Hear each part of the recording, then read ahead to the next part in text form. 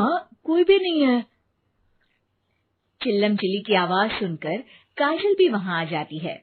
अब क्या हो गया माँ जी? अरे बेटा, रसोड़े में एक चुड़ैल थी, सफेद साड़ी में। अरे, क्या कर रही थी वो अंदर? अरे बताया नहीं, कल आएगी ना तो पूछ लूंगी। चुड़ैल जी, आपका क्या प्लान है? माँ जी, रात बहुत हो गई है, आपने कोई बुरा सपना देखा होगा, चलिए सो जाइए। राधिका मौसी सोने तो चली जाती है, पर उनको रात भर नींद ही नहीं आती। वो कुछ भी उलझुल बातें सोचने लगती है। कहीं चुड़ैल की वजह से तो घर में टेंशन नहीं हो रहा, कहीं उसी की वजह से तो वो दादी नहीं बन पा रही। सुबह जब राधिका मौसी रसोड़े में छानबीन करती है तो पाती है कि नींबू का अचार गायब है। चुड़ैल नींबू का अचार ले गई, मुझे तो ठीक नहीं लग रहा कुछ।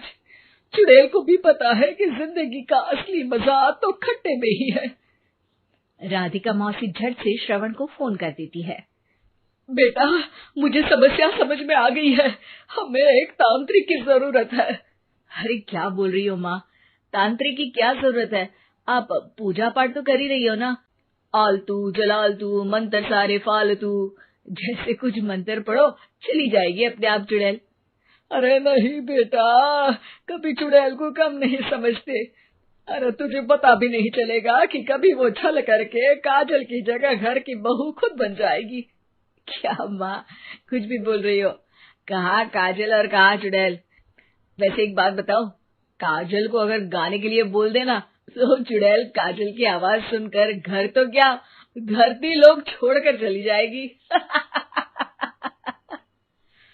तुम ना पढ़े लिखे बच्चे हर चीज को मजाक समझते हो। तुम रहने दो, मैं खुद ही तांत्रिक को बुला लेती हूँ। अच्छा सुन, शाम को इमली लेके आना। क्या है कि चटनी खाए बहुत दिन हो गए है ना। नहीं माँ, इमली तांत्रिक से ही मंगवा लो ना, आटा वगैरह भी उसी से पिसवा लेना। देखो मुझे काम करना है। श्रवण रात को कई तरह की सब्जियों के साथ माँ के कहने पे चटनी के लिए इमली भी ले आया था, लेकिन राधिका मौसी के दिमाग में अलग ही फिल्म चल रही थी। उन्हें अब सिर्फ शक ही नहीं यकीन होने लगा था कि शायद चुड़ैल ने श्रवण पर अपना जाल बिछा दिया था, जिस वजह से श्रवण उनकी बात ही नहीं मान रहा था। पर कोई नहीं, आने वाली रात में राधिका मौसी खुद तैयार हो गई चुड़ैल को पकड़ने के लिए। रुद्राक्ष की माला, तुलसी का पत्ता, हनुमान चालीसा सब हाथ के पास ही था, बस चुड़ैल का इंतजार था। और जैसा राधिका मौसी ने सोचा था वैसा ही हुआ। वो चुड़ैल उस रात भी आई, पर वो राधिका मौसी से तेज निकली और राधिका मौसी के उससे पकड़ने के पहले ही वो भाग खड़ी हुई। जरूर बहू पे साया है उस चुड़ैल का, तभी तो श्रवण के कमरे में गई है। और अगली सुबह राधिका मौसी पिछली रात हुए हमले में किन चीजों का नुकसान हुआ उसका हिसाब लगा रही थी। उनके खेमे से एक आम के अचार की शीशी भी गायब हो चुकी थी, और वो इमली भी जो कल श्रवण लेकर आया था। राधिका मौसी इस बारे में सोच ही रही थी कि श्रवण जल्दी से रसोड़े में आकर दवाइयों की पोटली ढूंढने लगता है। अरे बेटा, क्या हो गया? अब माँ, वो काजल की तबीयत खराब है, बहुत घबराहट हो रही है उसे। हे भगवान, मैंने पहले ही कहा था कि तांत्रिक को बुला लेते हैं, पर नहीं। अब देखो, उस चुड़ैल ने काजल को अपने वश में करना शुरू भी कर दिया है।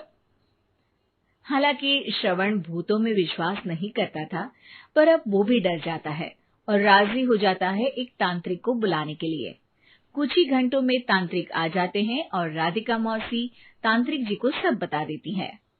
घोर संकट, घनघोर संकट, चुड़ैल को मारू जोर चाकट, ओम भट स्वाहा खटखा के आहा। अरे ये क्या मंत्र है? मेरे खुद के ओरिजिनल मंत्र है, कल रात को ही लिखे हैं, अच्छे लगे तो दाद चाहूंगा। एक और मंत्र सुनो। अर्ज किया है आब्राकडाब्रा, दिल्ली बम्बई आगरा, चंदा मामा सोरले सुरन मामू जारा। ये मंत्र है? अरे कोई चालीसा वालीसा पढ़ो ना। वक्त कम है, 40 नहीं पड़ेंगे, 20-25 में काम चलाना पड़ेगा। अलग निरंजन, जाके लंदन, मुफ्त का मंजान, घिस मेरे नंदन। अरे जल्दी करो तांत्रिक जी, जल्दी करो। तांत्रिक अपने उल झलूल मंत्र पढ़ने लगता है। श्रवण को तांत्रिक पे शक होता है। वो अपने एक डॉक्टर दोस्त को कॉल कर देता है ताकि कोई अनहोनी हो तो इमरजेंसी में चीजें मैनेज हो जाए। तांत्रिक धुनी रमाता है, जिसकी वजह से कमरे में काफी धुआं हो जाता है और जिसकी वजह से बहू की घबराहट बढ़ जाती है। अब भागेगी चुड़ैल। हाँ। बहू खांसते हुए धुएं से बचने के लिए बाहर चली जाती है। अरे भाग रही है, भाग रही है। पीछे पीछे श्रवण भी जाता है। बहू एक सोफे पर बैठ जाती है। तभी डॉक्टर दोस्त आ जाते हैं और श्रवण को पानी लाने के लिए कहते हैं। थोड़े चेकअप के बाद डॉक्टर कहते हैं, मेरे हिसाब से जाप का काम पूरा हो गया है। क्या मतलब? अरे कुछ भी नहीं माँ, कोई चुड़ैल नहीं है, खुशखबरी है, अब दादी बनने वाली है। मगर वो सब अचार के डब्बे। श्रवण दोनों अचार के डब्बे अपनी माँ को दिखाता है, जो कि उनके बिस्तर के नीचे छुपे हुए थे। आपने सही बोला था माँ, वो चुड़ैल काजल ही थी जो खट्टा खा रही थी। हमें कल ही पता चला, पर हमने आपको ये तांत्रिक वाला काम करने दिया ताकि आपको भरोसा हो जाए कि भूत वगैरह कुछ होता ही नहीं। अच्छा, ये तो बड़ी खुशी की बात है। पर बेटा मुझे एक झाड़ू तो ला दे। क्यों माँ? ये तांत्रिक का भूत उतारती हूँ मैं।